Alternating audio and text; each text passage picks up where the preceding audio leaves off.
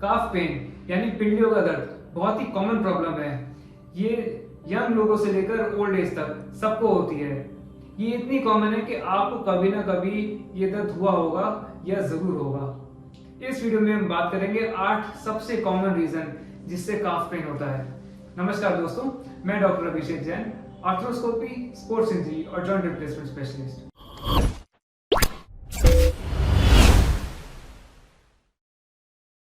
काफ pen का सबसे common reason है मसल इंजरी या मसल पुल।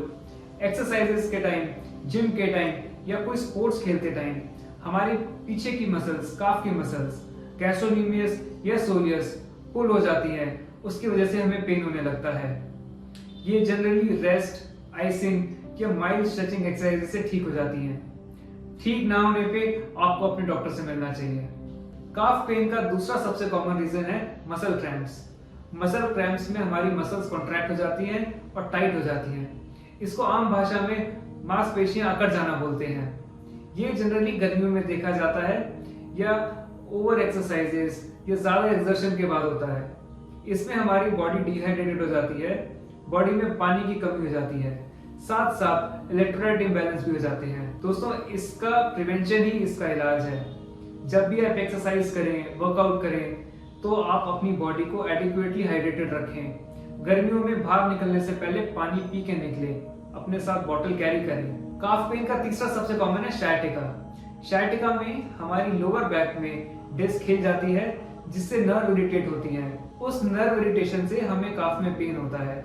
जरूरी नहीं कि हमें बैक में भी पेन हो। इसका इनिशियल ट्रीटमेंट दवाइयाँ, फिजियोथेरेपी और कुछ एक्टिविटीज अवॉइड करने से ये दर्द ठीक हो जाता है। काफ पेन का चौथा रीजन है एक्किलीज टेंडिनाइटिस। दोस्तों, एक्किलीज मसल हमारे घुटने के पीछे से स्टार्ट होती है और हमारी एड़ी तक जाती है। चोट लगने की वजह से, ज्यादा एक्सरसाइज की वजह से या एज की वजह से इस मसल में और इस टेंडन में स्वेलिंग आ जाती है, इन्फ्लेमेशन हो जाती है।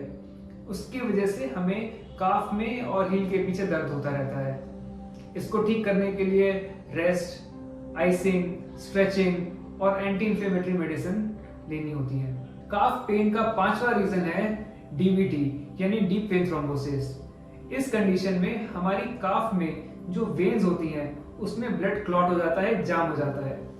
उसकी वजह से काफ में बहुत स्वेलिंग आ जाती है, बहुत दर्द होता है और एकदम लाल या रेड हो जाती है हमारी काफ। ये दोस्तों एक इमरजेंसी है।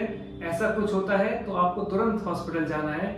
वहां आपका अल्ट्रासाउंड, डॉपलर, कोगुलेशन स्टडीज, ये सब टेस्ट होंगे और उसके बाद दवाइयां चलेंगी आपकी। दोस्तों, ये सीरियस कंडीशन है क्योंकि अगर ये क्लॉट अपनी जगह से हिल गया तो आपको हार्ट अटैक या स्ट्रोक भी कर सकता है। Varicose veins. दोस्तों, हमारी वेन्स का काम होता है पैर से ब्लड ऊपर हार्ट तक लेके जाना। ये ब्लड फ्लो वॉल्व्स कंट्रोल करते हैं। एक बार ब्लड ऊपर चले जाता है तो ये वॉल्व्स बंद हो जाते हैं और ब्लड को नीचे नहीं आने देते। अगर ये वॉल्व्स खराब हो जाएं, जैसे वेरिकोज वेन्स में हो जाते हैं, तो ये ब्लड ऊपर नहीं जा पाता, नीचे आता रहता है और नीचे इकट्ठा हो जाता है। हमारी वेन्स फूल जाती हैं। जो वेन्स सुपरफिशियल होती हैं वो तो हमें दिखाई भी देती हैं। दोस्तों, वेरिकोज वेन्स जनरली उन लोगों में देखा जाता है जिनका खड़े होने का काम ज्यादा है, जैसे टीचर्स, आर्म फोर्सेस के लोग। ओल्ड एज की वजह से भी वेरिकोज वेन्स हो सकता है। काफ पेन का सातवां रीजन है ऑस्टियोआर्थराइटिस ऑफ द नी यानी नी की आर्थराइटिस। दोस्तों, नी की आर्थराइटिस में हमारा नी वीक हो जाता है, उसमें पूरी मूवमेंट्स नहीं होती। इसकी वजह से नी के आसपास की सारी मसल्स वीक हो जाती हैं, कमजोर हो जाती हैं और आहिस्ता आहिस्ता कॉन्ट्रैक्ट होने लगती हैं, जिसकी वजह से काफ में भी पेन आना स्टार्ट हो जाता है। काफ पेन का आठवां रीजन है विटामिन और कैल्शियम डेफिशिएंसी। अगर हमारी बॉडी में calcium, vitamin D, vitamin B12 की कमी है तो हमारी बोन्स और मसल्स कमजोर हो जाती हैं। इससे काफी सारे मसल्स में पेन हो सकता है, जिसमें से काफ मसल्स एक ग्रुप ऑफ मसल्स है। इनकी वजह से काफ में पेन होना बहुत ही कॉमन है।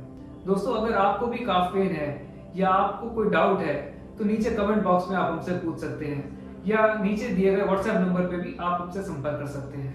धन्यवाद।